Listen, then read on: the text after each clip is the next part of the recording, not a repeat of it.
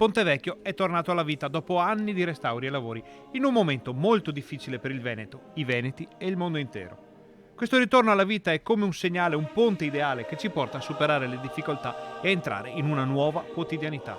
Proprio dal ponte di Bassano vogliamo ripartire e ripartiamo con chi ha contribuito a ricostruirlo dopo la Seconda Guerra Mondiale. Non per niente è conosciuto anche come Ponte degli Alpini. Ripartiamo da qui, dalle penne nere, da quel popolo di alpini che non si è mai tirato indietro rispetto alle sfide della storia e della quotidianità. Servizio, altruismo, dedizione, fatica, eroismo. Sono temi associati agli alpini assieme al concetto di comunità, gruppo, adunata. Ripartiamo proprio dall'ultima adunata che si è svolta prima dell'emergenza coronavirus, quella di Tolmezzo.